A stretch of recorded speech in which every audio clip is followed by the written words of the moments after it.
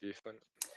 Bonjour, bienvenue pour ce webinaire consacré au top 10 des objectifs et critères impératifs les moins bien notés. Nous allons donner quelques minutes pour laisser à l'ensemble des participants le temps de se joindre au webinaire et nous démarrons voilà, à 11h02 ou 3.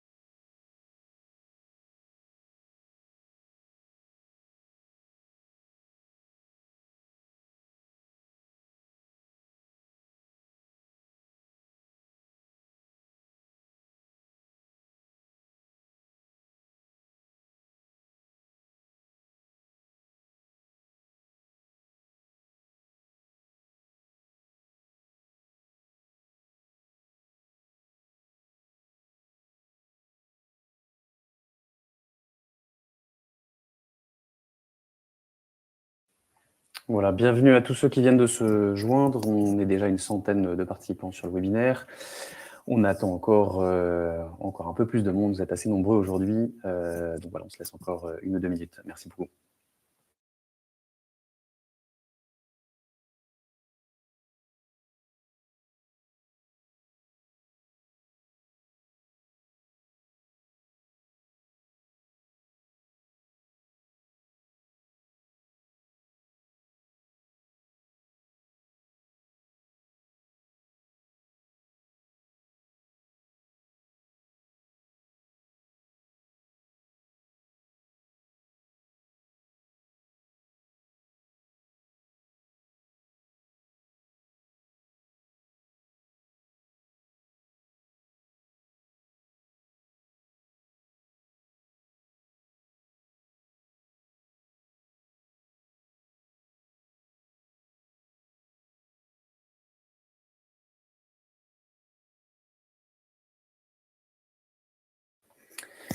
Parfait, rebonjour. Merci beaucoup encore à toutes et à tous de vous joindre sur ce webinaire qu'on va démarrer immédiatement. Ça fera venir les retardataires. Voilà, quelques petites consignes pour les règles de ce webinaire. Tout d'abord, vous avez déjà fait bonne utilisation du chat que vous voyez, mais en bas à droite, vous avez un autre, si vous cliquez vraiment en bas à droite de votre écran, vous avez un petit onglet qui s'appelle « Questions ». Et donc là, voilà, n'hésitez pas à poser vos questions directement dans cet onglet et pas dans l'onglet chat. Ça nous permet en fait de mieux monitorer vos questions et surtout de les classer un petit peu par ordre de priorité. C'est-à-dire que vous pouvez, voilà, si vous trouvez qu'il y a une question qui est pertinente, mettre un petit like dessus et automatiquement, ça la remonte dans le flux des questions. Et donc, ça nous permet de mieux prioriser les questions et d'y répondre plus facilement. Donc voilà, n'hésitez pas à poser vos questions directement dans l'onglet questions. On va également réaliser un certain nombre de sondages auxquels voilà, vous pourrez répondre pendant le webinaire pour gagner évidemment en interactivité. Et puis, si vous avez des petits problèmes techniques, n'hésitez pas à actualiser votre page ou à vous connecter sur un autre navigateur. C'est souvent comme ça qu'on arrive à résoudre le problème sur cette plateforme. Voilà pour les aspects un petit peu techniques. Je laisse la main à Karine pour se présenter, qui passera ensuite la main aux autres intervenants. Bonjour à tous, donc je suis Karine Amara, je suis chef de projet évaluatrice donc, pour l'organisme CATRAS. Mon parcours se situe principalement dans la protection de l'enfance où j'ai commencé en tant qu'éducatrice et ensuite responsable de service et directrice d'établissement, mais j'ai pu également occuper des postes à responsabilité dans le médico-social auprès d'un public autiste, de personnes âgées et maintenant j'évalue ces ESSMS avec l'expertise que j'ai acquise. Je laisse la parole à mon collègue. Bonjour à tous, je suis Julie Méry, je suis responsable du service d'évaluation, responsable d'activité au sein du cabinet CATRAS et j'ai été pendant 10 ans directrice de SSMS, établissement et services qui s'occupait de personnes âgées mais également d'enfants en situation de handicap. Alors, bonjour à tous et à toutes et merci de votre présence aujourd'hui. Aniel Théo, donc je suis chef de projet et référent au sein du cabinet Catras. Je présente une expérience de plusieurs années dans le secteur médico-social avec des expériences diverses sur des postes de directeur adjoint puis de directeur. Merci à tous.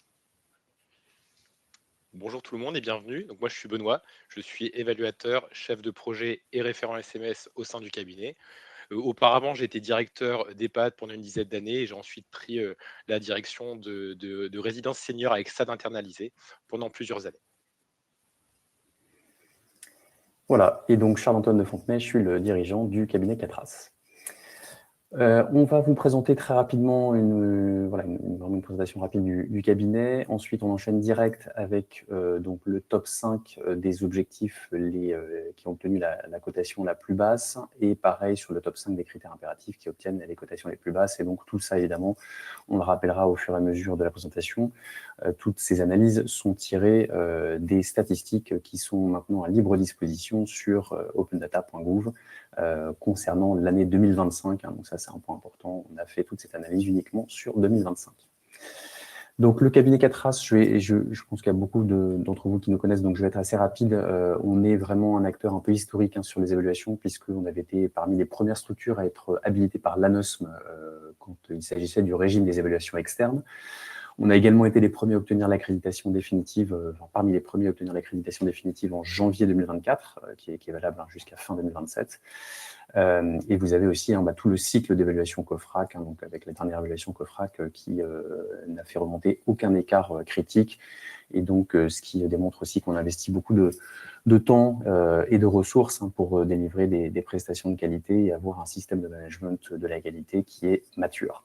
Voilà, on est également certifié ISO 9001 sur l'intégralité du périmètre de nos activités, également organisme de formation certifié Calliope. On vous montre aussi ensuite quelques références. Alors, on a mis des logos entre guillemets connus, mais ça ne veut pas dire qu'on ne travaille pas avec de plus petites structures, des établissements indépendants ou des établissements publics autonomes. Voilà, on est relativement éclectique sur la typologie de clients avec lesquels on travaille, donc groupes privés, fondations, associations. Et vous voyez qu'on a fait un peu plus de 1500 évaluations sur la base du nouveau référentiel. Un peu plus de 2000 évaluations sur la base du nouveau référentiel, et donc ce qui nous place en tant que premier acteur, en tout cas en termes de volume, à partir des statistiques évidemment qui sont sorties de opendata.gouv. On a fait un peu plus de 900 évaluations sur la base, sur le champ de la personne âgée, un peu autour de 700 évaluations sur le champ handicap et 400 évaluations dans le champ social au sens large du terme. Et on reviendra sur cette notion de champ social qui est un point important. Et voilà, une de nos valeurs, en tout cas de la plus-value qu'on essaie d'apporter, je dirais, dans l'accompagnement, la préparation de l'évaluation, c'est la mise à disposition pour chaque client avec lequel on travaille d'un chef de projet évaluateur, qui est représenté aujourd'hui par Benoît, Karine et Théo, donc tous des salariés Catras qui sont des anciens directeurs d'établissement, qui ont 10 à 20 années d'expérience et qui ont souvent une capacité à connaître plusieurs typologies de publics et de SSMS. Le rôle du chef de projet, c'est vraiment de coordonner l'ensemble des évaluations que vous voulez bien nous confier pour que vous ayez en fait un seul et même interlocuteur unique pour l'ensemble de ces évaluations. Le chef de projet relie également l'ensemble des pré-rapports qui sortent de chez nous afin d'assurer une objectivité et une impartialité. Et puis, il est également garant du respect des échéances et du cycle d'évaluation. Donc voilà, vous avez vraiment quelqu'un qui est à votre disposition pour préparer au mieux ces évaluations avec des temps de cadrage à la fois au niveau de l'organisme gestionnaire et puis au niveau de chaque directeur et directrice d'établissement, ce qui permet d'harmoniser aussi la préparation sur l'ensemble des évaluations que vous pouvez nous confier. Voilà pour la présentation succincte et je passe directement la main maintenant à Karine. Oui, merci Charles-Antoine. Donc, premier sondage, avez-vous pris connaissance de la disponibilité des résultats des évaluations à partir de données open data? Donc, 2 réponses possibles, oui ou non. Vous avez quelques secondes pour répondre.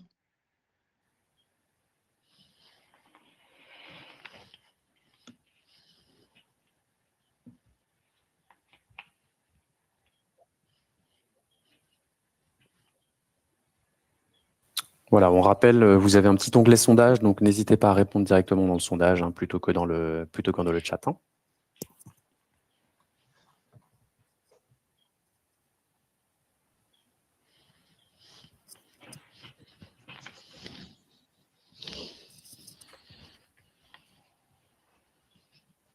Bon, en effet, vous êtes à environ 70% à avoir pris connaissance de ces résultats. La première partie de ce webinaire va être justement une présentation de ce qu'est l'open data. Je laisse la parole à Julie. Où retrouver les données issues des évaluations qualité en ESSMS? Vous avez plusieurs sources possibles, notamment les open data qui vous sont accessibles, comme on l'a vu, depuis janvier 2026, sans oublier le bilan annuel qui est publié par la HAS. Quelles sont les différences entre ces sources? Les données issues de l'open data vous sont accessibles en libre accès et vous permettent de retrouver une présentation des résultats des évaluations clôturées. Cela signifie que le recueil des données n'est pas automatique. Il s'agit d'informations de compréhension sans comparaison possible entre structures, notamment parce qu'il y a des secteurs et des contextes différenciants, mais aussi que l'évaluation, souvenez-vous, est une photographie à un instant T. Le bilan HAS annuel est réalisé depuis 2024, également en libre accès sur le site internet de la HAS, et décrypté pour une meilleure compréhension sous forme d'infographie pour le grand public. Les données servent quant à elles d'analyse et de suivi de la structuration des évaluations du cycle, et les résultats présentent le niveau de qualité des prestations délivrées l'année écoulée. On mesure grâce à un bilan quantitatif et qualitatif l'impact des ressources complémentaires aux manuels et aux référentiels que sont les différentes fiches techniques publiées par la Haute Autorité de Santé. Quelques éléments d'analyse sur la slide suivante. Le dernier bilan HAS est tout juste publié.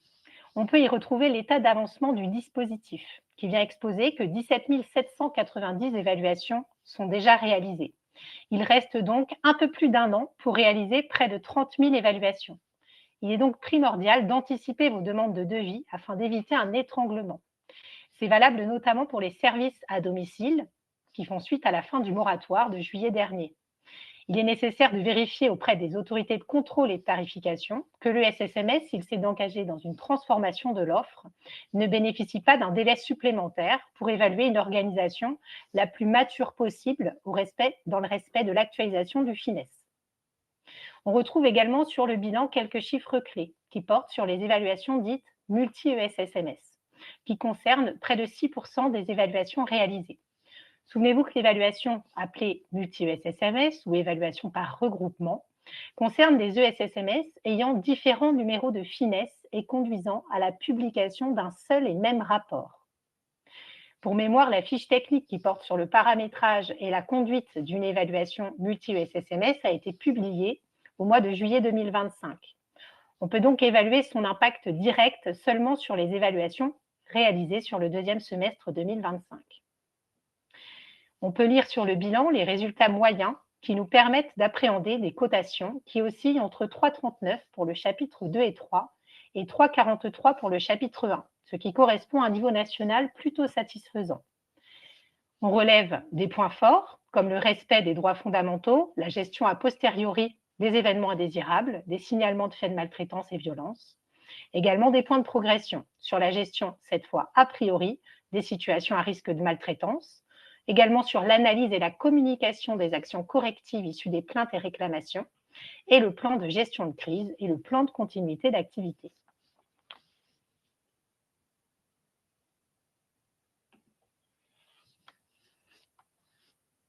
Donc, merci Julie. Nouveau sondage. Selon vous, quelle est la thématique qui, en moyenne, obtient la cotation la plus basse? Est-ce l'accompagnement à la santé, la co-construction et personnalisation du projet d'accompagnement, bientraitance et éthique ou démarche qualité et gestion des risques? Vous avez quelques secondes pour répondre.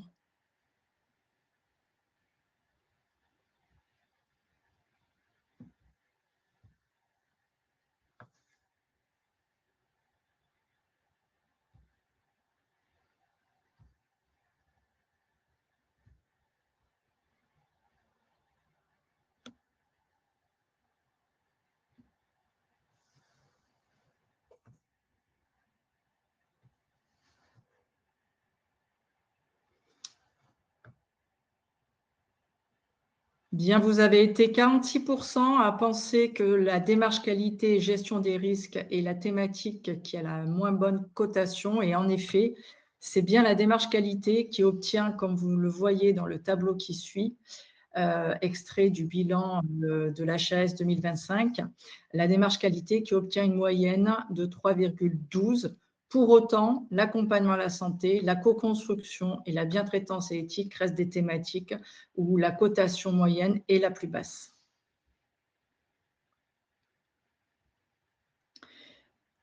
Nous allons passer à la deuxième et troisième partie de ce webinaire qui se repose exclusivement, évidemment, sur les statistiques issues de l'Open Data 2025.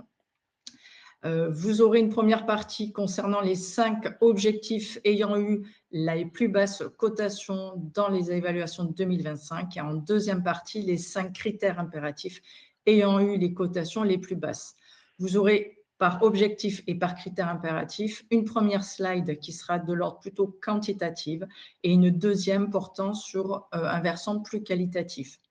Vous entendrez les mots médico-sociaux et sociaux. Alors, il faut entendre par le terme social au sens finesse, c'est-à-dire selon la catégorie. En effet, les ESSMS sociaux représentent un certain nombre d'ESSMS hétérogènes. On peut y trouver des ESAT, comme on peut retrouver des résidences autonomie ou des MEX. Je tiens à préciser également que durant tout ce temps de webinaire, il n'y aura pas de conseils.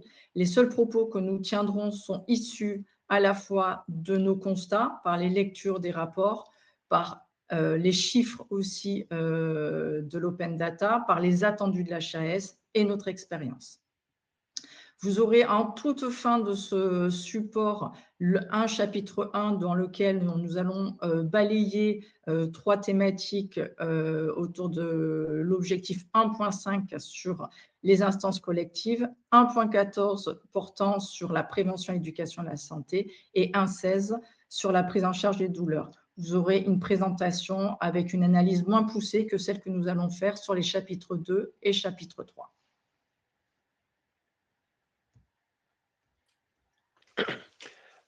Alors, concernant le premier objectif, le 3.14, le SSMS est doté d'un plan de gestion de crise et de continuité de l'activité. Ce que l'on constate suite à la lecture des différents graphiques que vous pouvez voir apparaître, c'est qu'on a une moyenne établie à 2,76, tandis que la médiane, elle atteint 2,88. Ça traduit une distribution qui est globalement équilibrée.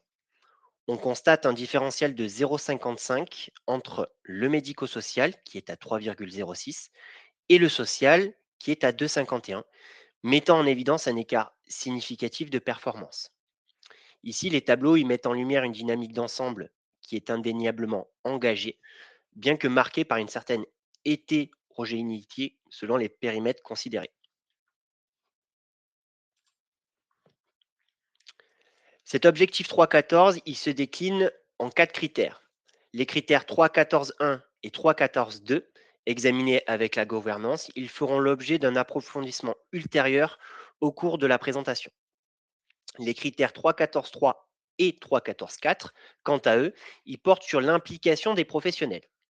Le premier évalue leur participation aux exercices de simulation ainsi qu'au retour d'expérience partagés organisés par l'établissement. Et le second, il s'attache à apprécier la régularité des actions de sensibilisation et de formation à la gestion de crise. L'évaluation de ce critère, il repose donc sur l'appréciation des documents suivants, incluant du coup notamment les fiches de présence aux exercices de simulation, les comptes rendus de rétex, les feuilles d'émargement des actions de sensibilisation et de formation, ainsi que le plan de formation. Cet objectif, dans sa globalité, va également reposer sur de l'observation, qui va être faite sur site, avec la visite du local plan bleu et l'affichage ou la mise à disposition du PCA aux équipes. Notre analyse, du coup, elle met en évidence plusieurs écarts significatifs, particulièrement marqués pour les critères 3.14.3 et 3.14.4. Ceux-ci se traduisent par une fréquence, on va dire, insuffisante, voire une absence de planification des exercices de crise, qui sont souvent cantonnés à un seul risque, le risque incendie. Par ailleurs, du coup, la participation, elle demeure restreinte, mobilisant principalement un nombre limité de professionnels qui sont souvent issus du coup de l'encadrement. Pour finir, les actions de sensibilisation, elles apparaissent ponctuelles et insuffisamment diffusée, tant en termes du coup, de régularité que du nombre de participants concernés. Au contraire, les axes forts que nous avons pu observer, ils font mention d'exercices diversifiés, englobant plusieurs thématiques du risque, et pas seulement, comme je vous le disais avant, l'incendie, une participation complète de l'effectif à ces différents ces exercices, ainsi que des sensibilisations régulières.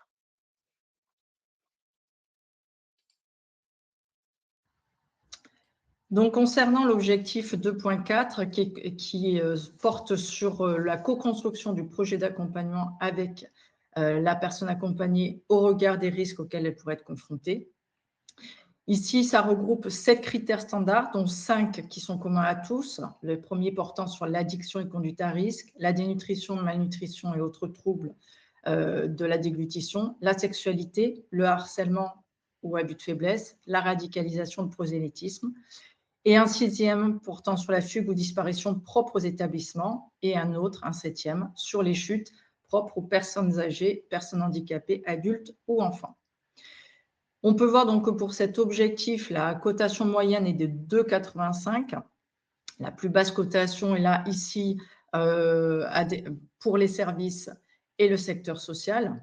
Alors, comme je vous le disais tout à l'heure, le social étant très hétérogène, cependant, l'accompagnement proposé se fait auprès des personnes ayant des parcours marqués par l'instabilité, comme des placements, des ruptures familiales ou des ruptures fréquentes de leur accompagnement, public précaire, etc.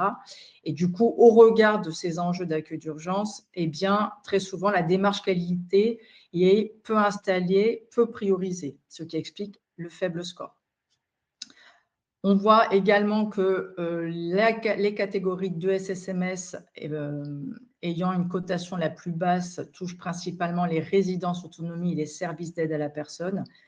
Alors, il faut savoir que les résidences autonomie et les services d'aide à la personne sont davantage, encore aujourd'hui, structurés autour d'une logique de prestation plus que d'une logique de parcours, d'accompagnement personnalisé. Et donc, cette situation est renforcée également par des ressources humaines restreintes, notamment pour les résidences autonomie, ainsi qu'un accès limité des professionnels aux outils de formalisation et de traçabilité concernant ici le projet personnalisé. Donc, cet objectif concerne uniquement les entretiens professionnels, les professionnels. Donc, les entretiens se font avec l'équipe pluridisciplinaire autour de 3 éléments d'évaluation pour chacun des 7 critères. Le premier élément d'évaluation porte sur l'évaluation du risque, qui ici ne peut plus être coté non concerné. Le risque doit, dans tous les cas, être évalué. Et le deuxième élément d'évaluation porte sur la co-construction avec la personne accompagnée de son projet d'accompagnement. Et enfin, le troisième élément d'évaluation concerne la mobilisation des moyens. Ici, les éléments d'objectivation, ils sont évidemment bien les entretiens professionnels, mais également le dossier de la personne, le projet d'accompagnement et les différentes procédures qui encadrent la prévention des risques concernés par l'objectif. On a pu justement, au travers de notre expérience des nombreuses évaluations réalisées par l'organisme, constater de principaux écarts expliquant une cotation basse pour cet objectif. Le premier concerne une absence d'évaluation du risque, puisqu'il y a cette logique de ne pas être concerné par ce risque et donc de fait de ne pas l'évaluer. Et puis aussi, bien, si on ne le voit pas, ce risque-là, il n'existe pas. Donc, une cotation basse liée à cet élément d'évaluation en lien avec l'évaluation du risque. Et ensuite, l'absence de formalisation très souvent de cette co-construction du projet personnalisé. Cependant, il y a quand même des axes forts observés, notamment des actions de mise en œuvre et de partenariat opérant quand le risque est présent. Concernant l'objectif 2.1 qui porte sur le questionnement éthique, ce critère ne parle pas de bientraitance, mais que d'éthique. Il a pour cotation moyenne 3,04. On voit un certain équilibre entre les établissements et les services. Et là, à nouveau, par contre, une moyenne beaucoup plus basse pour le service social. Ça pourrait s'expliquer par le fait qu'il y a dans le médico-social une maturité plus ancienne de la démarche qualité, la présence également de professionnels, de professions réglementées autour du soin et du paramédical qui sont davantage habitués aux obligations strictes. Et puis, des systèmes de gouvernance plus habitués au contrôle des tutelles qui entraînent du coup une formalisation plus aboutie. La moyenne, les catégories de SSMS ayant une cotation la plus basse sont de nouveau les résidences autonomie et services d'aide à la personne, qui eux s'inscrivent, comme je le disais tout à l'heure, davantage dans une logique de prestation. Par ailleurs, ils disposent également de peu de personnes ressources pour soutenir et étayer des réflexions autour des enjeux éthiques. Donc, cet objectif ici se fait autour d'entretiens avec la gouvernance sur le critère 2.1.4. Il y a 2 éléments d'évaluation qui sont investigués. L'un concerne l'organisation du questionnement éthique avec l'ensemble des partenaires et le deuxième, la participation à des instances sur le territoire. Les 3 autres critères d'évaluation se font lors des entretiens avec les professionnels autour de l'identification des questionnements éthiques avec l'équipe, l'association de la personne et son entourage et aussi la sensibilisation et la formation régulière des professionnels. Et si on va s'appuyer sur les éléments d'objectivation autour des entretiens avec les professionnels et la gouvernance, les observations d'affichage, par exemple, où pourraient être mis en avant les différents questionnements éthiques ou le résultat issu du questionnement éthique, le dossier de la personne, les comptes rendus de réunion ou de synthèse, et tout ce qui va venir formaliser la sensibilisation et la formation, tel que le plan de formation, feuille d'émargement, etc. Donc, de la même façon, notre expérience d'évaluation sur ces quelques années nous a amené à observer certains écarts expliquant une cotation basse. Le premier est en lien avec l'absence de lien entre le vécu des professionnels et ce qui relève du questionnement éthique. Cela pourrait s'expliquer par un manque de formalisation, une formalisation peu étayée et de fait une définition disparate. C'est aussi en lien, cette cotation basse, avec le manque de partage de ce questionnement avec les personnes ou les partenaires. Très souvent, ça reste au niveau des professionnels, voire au niveau de la gouvernance ou de l'association. Pour autant, il y a quand même des axes forts observés, c'est que le questionnement est quand même réellement présent au sein des ESSMS et on voit de plus en plus apparaître des comités éthiques. Nous allons maintenant évoquer l'objectif 3.7 qui concerne quant à lui la définition et le déploiement de la stratégie de prévention et de maîtrise du risque infectieux. Donc quelques chiffres repères. Donc on s'aperçoit dans les chiffres de la HAS que du coup la cotation moyenne de cet objectif est à 3,06, donc qui correspond à une cotation plutôt satisfaisante, un tout petit peu au-dessus, donc la cotation allant de 1 à 4. On s'aperçoit encore une fois qu'il y a un écart significatif entre le secteur social et médico-social, avec une cotation moyenne à 2,81 dans le champ du social contre une cotation moyenne à 3,36 dans le champ du médico-social.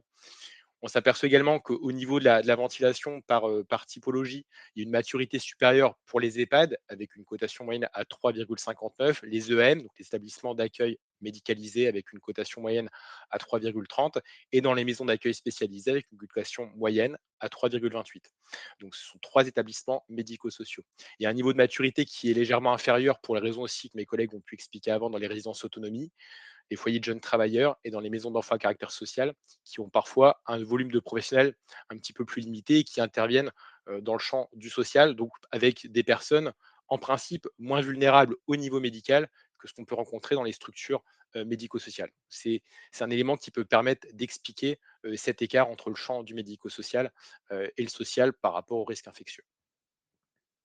Donc cet objectif, il est décliné en 3 critères, avec un critère à destination de la gouvernance et 2 critères à destination des professionnels. Donc, il porte pour la partie gouvernance sur la définition et la stratégie de prévention et de maîtrise du risque infectieux et sur sa mise en œuvre. Pour la partie professionnelle, il porte quant à lui sur la mise en œuvre des actions de prévention et sur la sensibilisation et la formation des professionnels concernant cette thématique. Donc, pour réaliser leur cotation, les évaluateurs ils vont pouvoir s'appuyer sur différents éléments d'objectivation. Donc, on peut constater, dans le cadre des évaluations, qu'il y a des documents stratégiques relatifs à la politique de maîtrise du risque infectieux par le SSMS, avec également des dates de mise à jour en fonction des événements qu'il peut y avoir au cours des années. Je pense notamment au Covid. La communication concernant les règles d'hygiène, donc des documents à l'attention des professionnels pour leur faire connaître les règles d'hygiène. Un système d'évaluation des pratiques relatives du coup à cette thématique. Concernant la formation et la sensibilisation, donc on va s'attacher à vérifier les émargements, les plans de formation, les ressources pédagogiques ou documentaires qui sont mises à disposition des professionnels. Enfin, des observations dans le cadre de l'évaluation peuvent également avoir lieu pour pouvoir justifier une cotation. Donc, on pense là à les observations et constats que les évaluateurs peuvent faire, notamment concernant l'hygiène des mains, l'hygiène des locaux, le local d'asserie pour les établissements qui sont concernés, le traitement du linge, l'alimentation, les affichages relatifs à l'hygiène. Voilà les éléments d'objectivation sur lesquels peuvent s'appuyer les évaluateurs pour réaliser leur cotation. Dans le cadre des évaluations que nous avons pu réaliser au sein du cabinet, il y a un certain nombre de points principaux écarts qui ont pu être observés.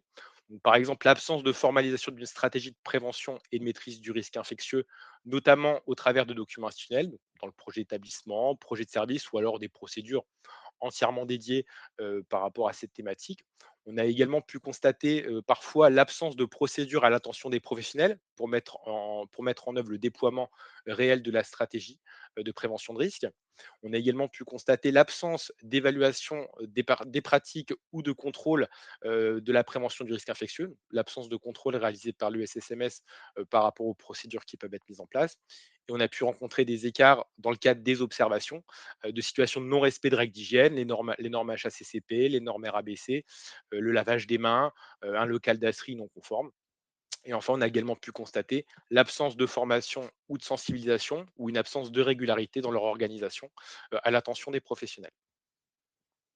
Euh, il y a quelques axes négatifs, effectivement, mais on a également pu voir des axes forts qui ont pu être identifiés sur certaines évaluations, donc notamment la formalisation de la stratégie de prévention du risque infectieux dans les documents institutionnels. Donc, encore une fois, ça peut être sur différents supports. On a pu le constater dans le projet d'établissement, projet de service. Parfois, c'est aussi identifié dans le cadre du plan bleu.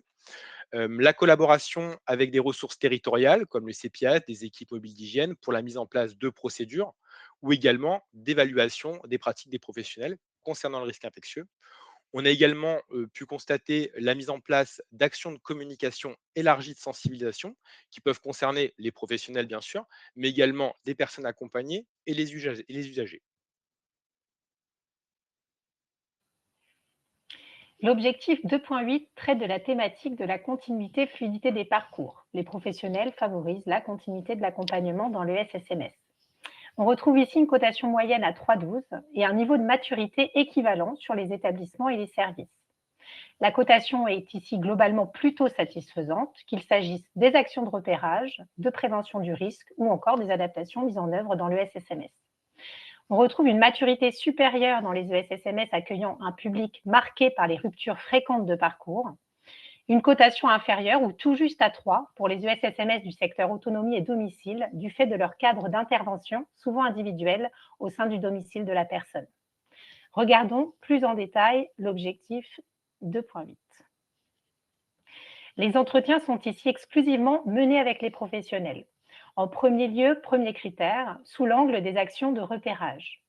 Second critère, l'accompagnement des situations d'interruption ou de rupture. Et enfin, troisième critère, les actions de sensibilisation et de formation mises en œuvre pour l'équipe de professionnels. Par expérience, on retrouve quelques écarts observés. Les situations de crise ou de rupture ne sont pas identifiées, ne sont pas spécifiées au public accueilli.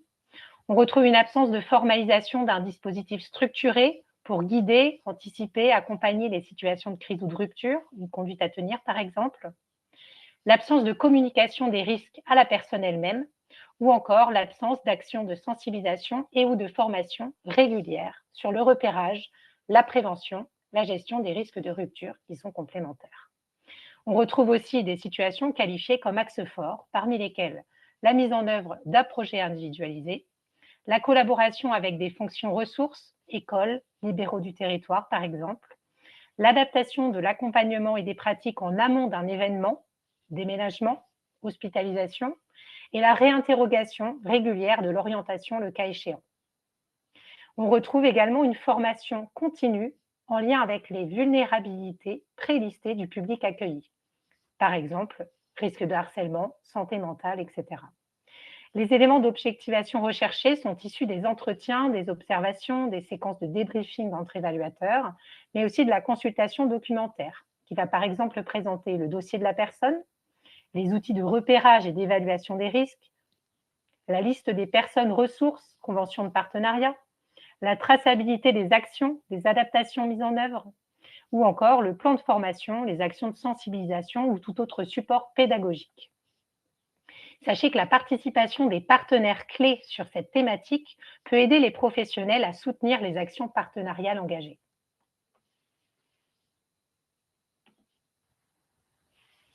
Merci Julie. Du coup, dernier sondage concernant donc ici, selon vous, quelle proportion de SSMS obtient une cotation à 4 à l'objectif 3.14 qui porte évidemment sur le plan de gestion de crise et continuité d'activité?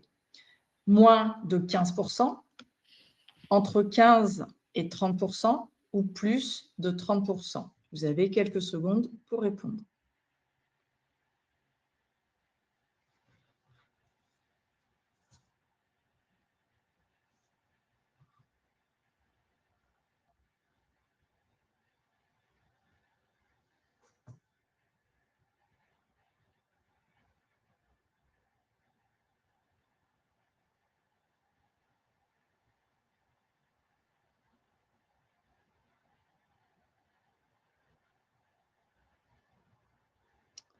Vous êtes 31% à avoir donné la bonne réponse, c'est moins de 15%. C'est exactement 11,6% des ESSMS qui obtiennent une cotation à 4 sur l'objectif 3.14 sur les évaluations 2025. Ici, nous allons donc faire le top 5 des critères impératifs. Je rappelle que les statistiques sont issues de l'Open Data de 2025. Il n'y a pas de conseil. Nos propos reposent sur nos nombreuses lectures de rapports, les attendus de l'HAS et évidemment notre expérience également en tant qu'évaluateur. Alors, concernant le critère impératif 3.14.1, l'établissement définit avec les professionnels un plan de gestion de crise et de continuité de l'activité et le réactualise régulièrement. Voici ce qui ressort du coup de l'analyse des différents graphiques. Donc, ce qu'on peut regarder, à l'échelle globale, la moyenne, elle s'établit à 2,92, tandis que la médiane, elle atteint 3.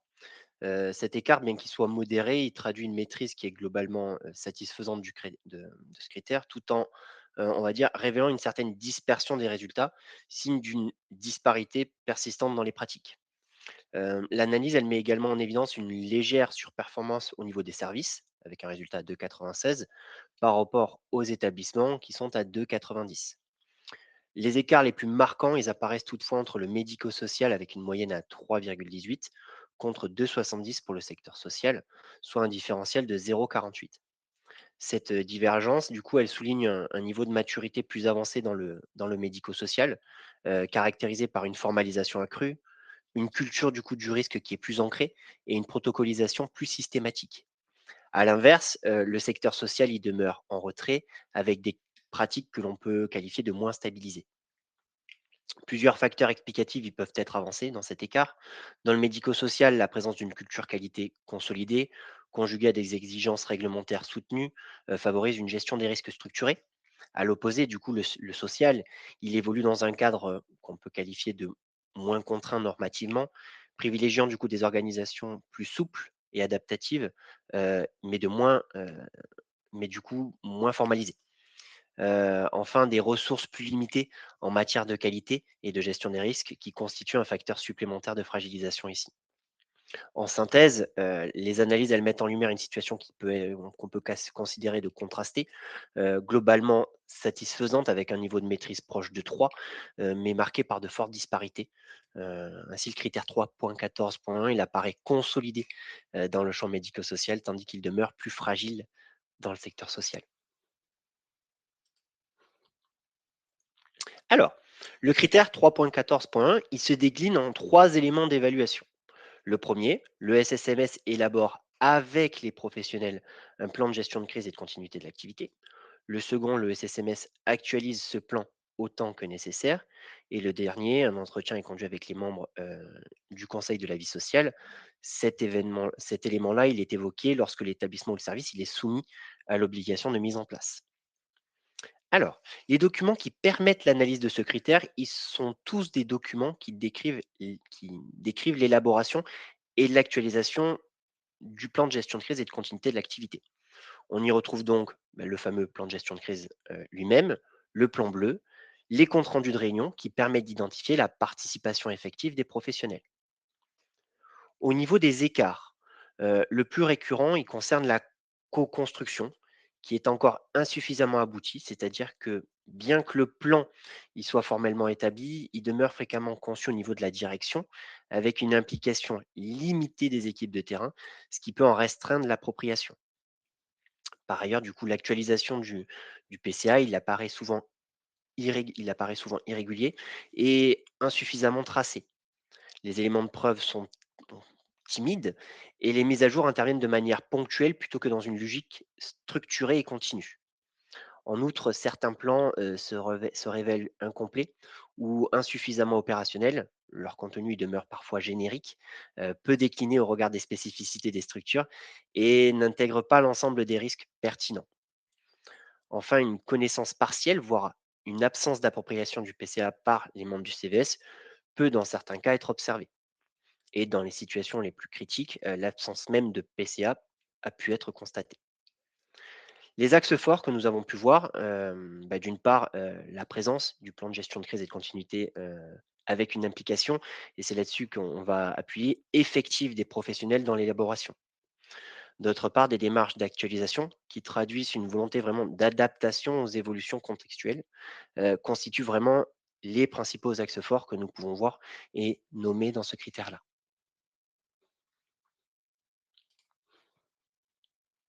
Concernant le critère 3.14.2, le deuxième, le SSMS communique son plan de gestion de crise en interne et en externe.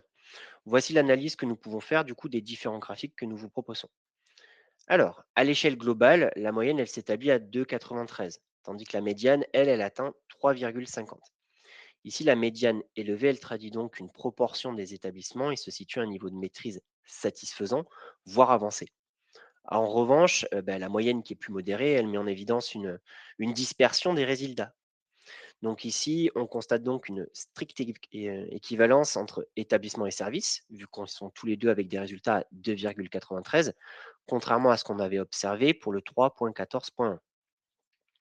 Par contre, l'analyse, elle met en lumière, encore une fois, un écart significatif entre le médico-social avec une moyenne à 3,24 contre 2,67 pour le social, soit une différence de 0,57.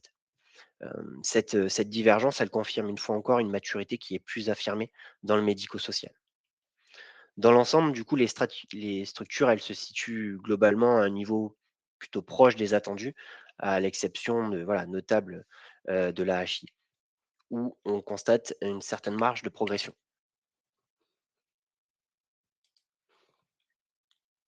Ce critère, du coup, 3.14.2, il se décline en 2 éléments d'évaluation.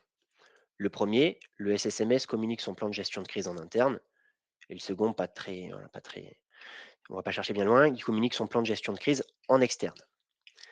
Les éléments ici qui vont permettre l'analyse de ce critère, ce sont l'ensemble des actions de communication liées à la gestion de crise en interne et en externe. Les principaux écarts que nous avons pu constater au sein du cabinet sur ce critère-là, alors, on va commencer par les écarts sur la communication en interne. Donc, cette dernière, elle peut apparaître insuffisamment démontrée, c'est-à-dire que les éléments de preuve attestant de la diffusion, ils font défaut avec une absence de traçabilité. Le document, il est accessible, mais son appropriation par les équipes, elle reste limitée. Et ce constat, il s'étend également aux usagers et à leurs familles, pour lesquels l'information, elle peut demeurer partielle ou peu structurée. De même, en externe, la communication se révèle souvent incomplète et variable selon les typologies d'établissements. Dans le secteur médico-social, des transmissions vers les autorités compétentes sont plus fréquemment observées, ce qui traduit une structuration plus avancée, excusez-moi. Et à l'inverse, dans le secteur social, les démarches, elles apparaissent plus restreintes et moins systématisées. Enfin, dans les situations les plus critiques, on peut constater, on a pu constater une absence totale de transmission aux autorités. D'un autre côté, les axes forts observés, du coup, ça vient à avoir une transmission complète aux différentes parties, donc en interne avec une présentation aux équipes et à l'ensemble des parties prenantes, personnes accompagnées, familles, ainsi qu'une communication en externe avec la transmission aux autorités compétentes fait en amont de l'évaluation. Voilà. Ça peut paraître un peu anodin, mais une transmission le jour même de l'évaluation, c'est somme toute un peu juste. Voilà.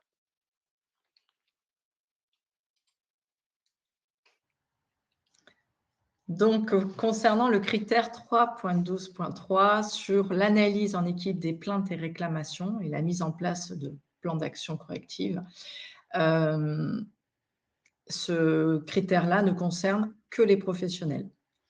Donc ici, nous voyons que la cotation moyenne est de 2,94 et que la plus basse cotation concerne les services et le social.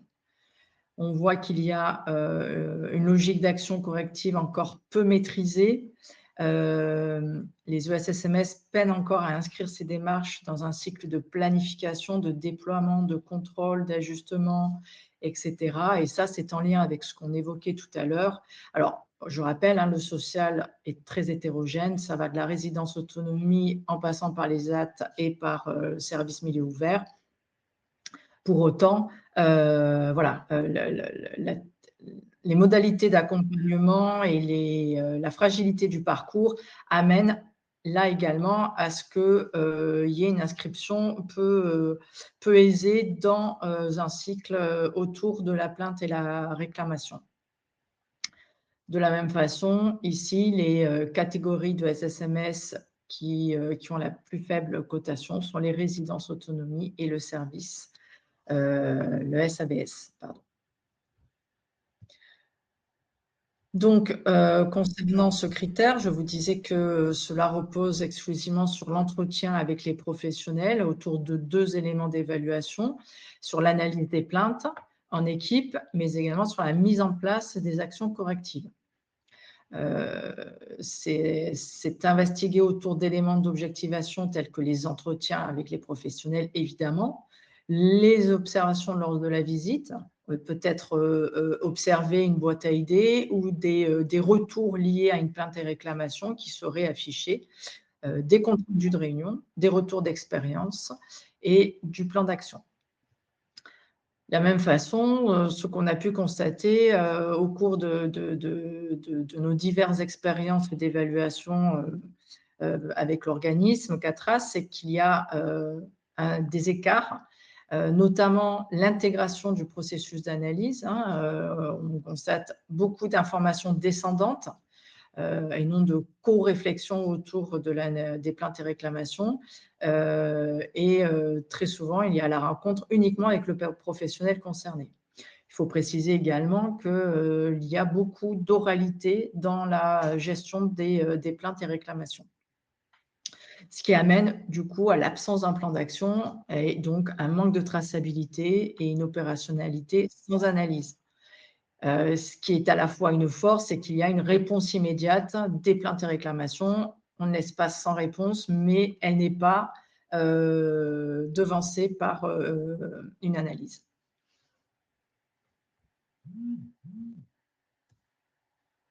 Donc le critère impératif 3.11.1, il concerne quant à lui la définition par les ESSMS avec le concours des professionnels d'un plan de prévention et de gestion des risques de maltraitance et de violence au bénéfice des personnes accompagnées. Donc, en quelques chiffres, on s'aperçoit que la cotation moyenne au regard des chiffres de 2025, c'est une cotation moyenne sur l'ensemble des évaluations réalisées à 2,95. Donc, on est un petit peu en deçà d'une cotation plutôt satisfaisante. On s'aperçoit qu'un écart significatif est présent entre le secteur social et médico-social avec une cotation moyenne à 2,78 dans le champ du social versus 3,15 dans le champ du médico-social.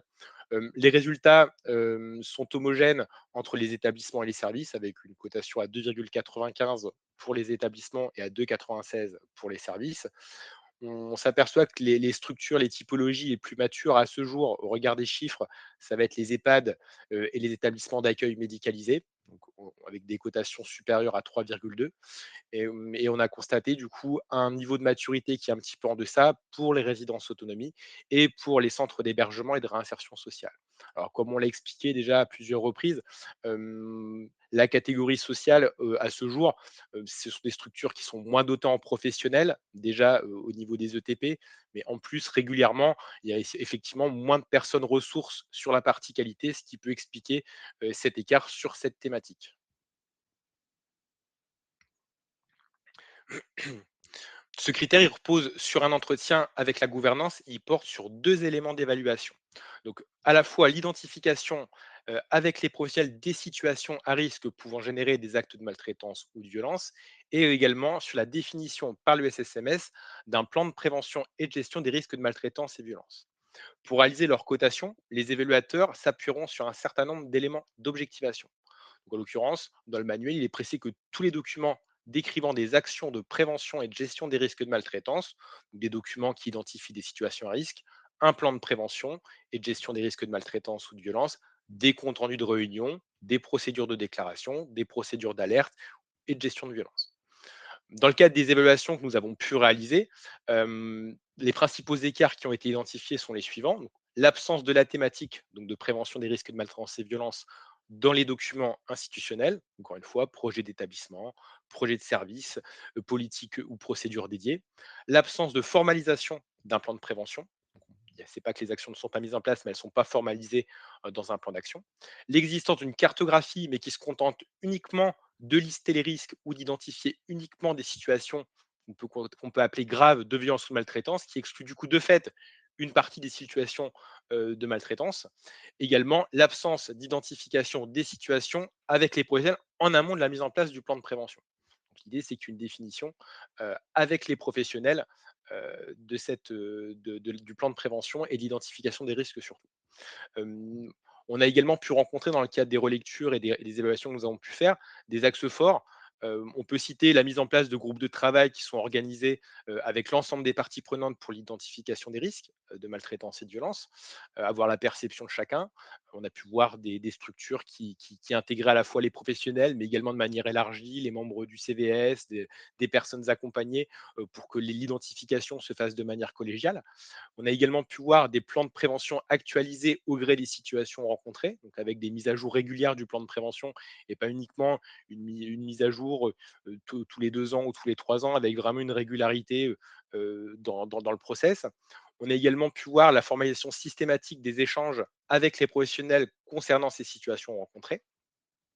Et on a également pu rencontrer la mise en place d'un document qui regroupe à la fois l'identification des risques, les actions déjà réalisées par les ESSMS et également les actions prévisionnelles. Dernier critère impératif de ce top 5 des critères impératifs les moins bien notés, on va prendre le 3.12.2, donc qui concerne quant à lui la communication sur le traitement des plaintes et des réclamations aux parties prenantes. Donc quelques chiffres, on est sur une cotation moyenne qui se situe à 3,13, donc on est au-dessus d'une cotation plutôt satisfaisante. On est sur une médiane à 3,50, ce qui veut dire que 50% des ESSMS ont une cotation supérieure et 50% une cotation inférieure.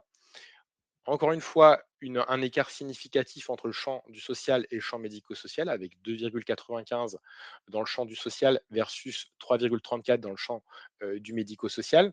On s'aperçoit encore une fois qu'il y a une homogénéité relative entre les établissements et les services, une maturité supérieure dans les EHPAD et dans les services d'aide à domicile, donc avec des cotations moyennes de 3,49 et de 3,28 pour les services d'aide à domicile.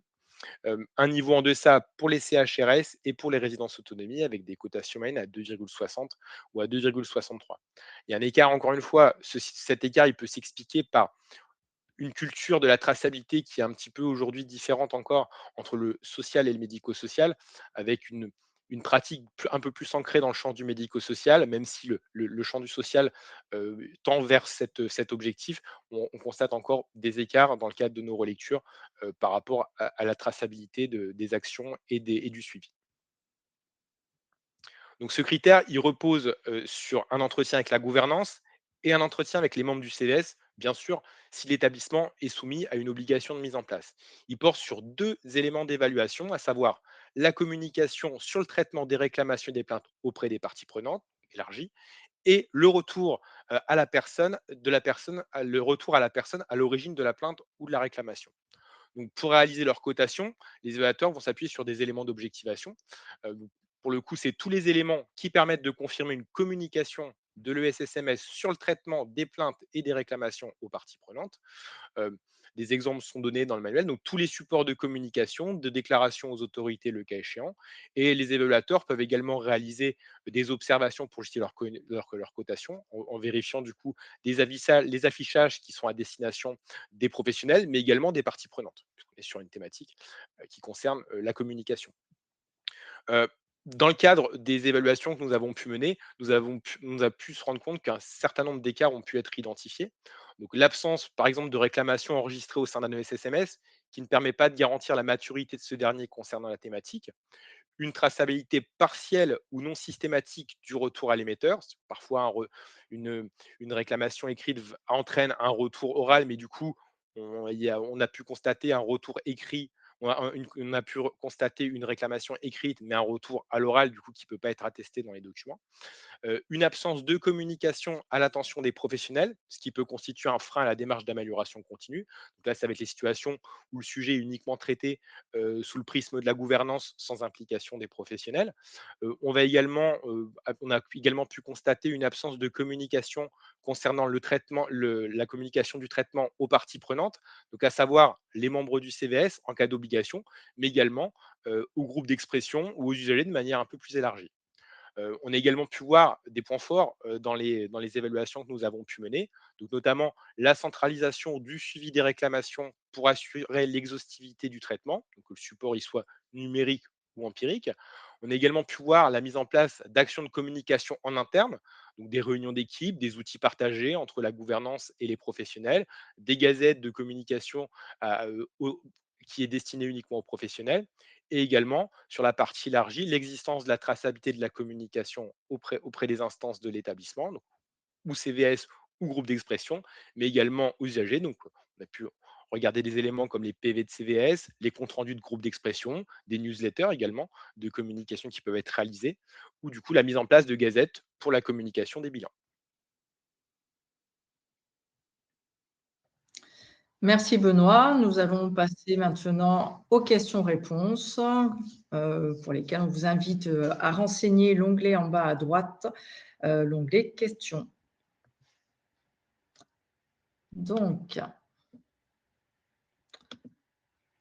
questions les plus fréquentes. Oui, vous pouvez liker les questions posées afin de faire monter la question en haut de liste et elles seront privilégiées. Donc, première question. Excusez-moi. Quelles autorités préconisez-vous en destinataire du plan de gestion de crise? Les financeurs seulement, le SAMU apparaît dans les textes, mais les voyez-vous réellement en destinataire? Merci.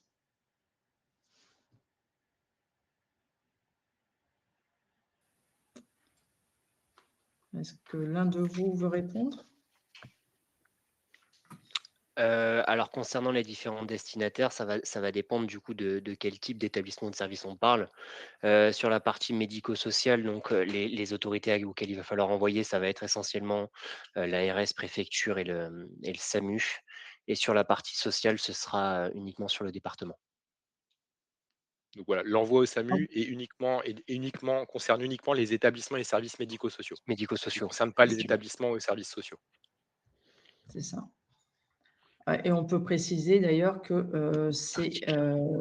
ouais, exactement. Je te laisse le nommer, l'article. C'est le décret du, alors c'est de mémoire C'est le 3 plan janvier Orsan 2020. du 4 2024. Ouais, voilà. C'est le Exactement. plan Orsan. Le plan Orsan. L'idée, c'est que dans tous les cas, pour tous les services établissements, ce soit transmis à votre autorité de tarification, que ce soit le département, l'ARS ou des fois les deux, ou l'État, et qu'ensuite, si c'est du médico-social, que ce soit en plus doublé au SAMU. Question suivante. Nous avons, concernant les 7 risques, ils reposent essentiellement sur l'observation. Le questionnement peut être très délicat sur certains risques.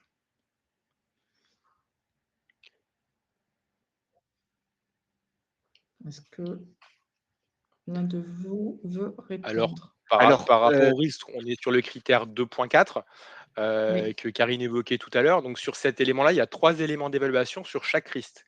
Donc, il y a est-ce que le risque est évalué systématiquement?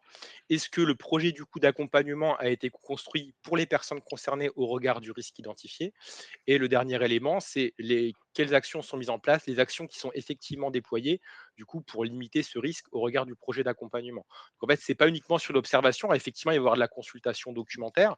Les documents, on a pu, voilà, il y a des documents ressources sur lesquels vont se servir les évaluateurs pour pouvoir évaluer une cotation, c'est-à-dire qu'il y a des documents sur cette thématique, on est clairement sur le projet individualisé, le projet d'accompagnement, parce que c'est la thématique. Du coup, les observations, je ne sais pas ce qui est entendu par observation, mais en tout cas, il y aura quand même de la consultation documentaire, parce qu'il va effectivement, sur cette thématique-là, être difficile de voir en présentiel. L'évaluateur aura du mal à se rendre compte, juste en étant présent dans l'établissement, puisque c'est ce qu'on entend par observation. Ça va plus être sur de la consultation documentaire que les évaluateurs pourront se faire un avis sur les 7 risques rencontrés. Est-ce qu'il y a une évaluation du risque pour les 7 risques évoqués? Est-ce que du coup, il y a une co-construction qui est réalisée? Et enfin, du coup, quelles actions sont effectivement mises en place? Avec quels appuis, quels supports ces actions sont déployées? Alors, je vais rajouter parce que, tu vois, moi, je ne l'ai pas compris comme ça. Je l'avais Vas-y, interprété, vas-y, cette vas-y. question, sur est-ce que l'évaluation des risques, les 7 nommés, se font sur les observations, puisque pour certains, Ok, ça peut être compliqué. Alors, on peut répondre sur les 2 versants. Tu as répondu sur un premier ouais. versant, comme ça, au cas où la personne aura le deuxième versant. L'évaluation ici, la HAS n'impose pas une formalisation d'évaluation. Le tout, c'est qu'il y ait une traçabilité de votre évaluation. Donc, si c'est de l'observation, c'est de l'observation. Ça peut être couplé avec d'autres choses. Ça dépend de votre service et de votre établissement, si vous êtes du social, médico-social, et surtout des ressources dont vous disposez. En tout cas, comme le disait tout à l'heure Benoît, en tant qu'évaluateur, on va tenir compte d'un ensemble d'éléments d'objectivation pour pouvoir évaluer cet élément d'évaluation portant sur l'évaluation du critère. on va avoir, comme le disait Voilà, Karine, en complément, du coup, je termine. En je t'en prie. complément, en fait, c'est une concomitance de différents éléments qui feront qu'on aura une cotation. Donc, on aura effectivement de l'observation, comme le disait très bien Karine, et puis après, on aura d'autres éléments, donc de l'observation documentaire, du regard croisé entre évaluateurs, qui permettront d'atteindre une cotation. Voilà, je me fais le gardien du temps, je vois qu'il est déjà midi passé.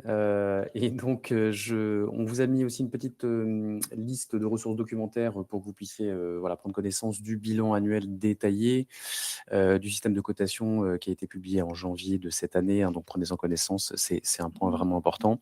Il y a également une fiche cotation sur la cotation non concernée. Et puis, vous avez également tous les éléments sur Caliscope, la liste de nos webinaires. Ce qu'on vous mettra à disposition, c'est la présentation vraiment à l'issue, là, dans quelques secondes. Une fois qu'on finalise en fait le webinaire, vous allez directement atterrir sur un questionnaire de satisfaction qu'on vous demandera de bien vouloir remplir et ce qui vous permettra ensuite de pouvoir recevoir la présentation voilà, d'ici une petite heure. N'hésitez pas à nous suivre sur LinkedIn, n'hésitez pas à regarder le replay de nos webinaires et effectivement à nous contacter pour toute toute question ou toute demande. Merci à nouveau pour votre temps et puis n'hésitez pas à prendre aussi connaissance des différentes annexes qu'on vous a mis ici dans les présentations. Merci encore et à très bientôt. Au revoir. Merci. Merci à tous et à toutes.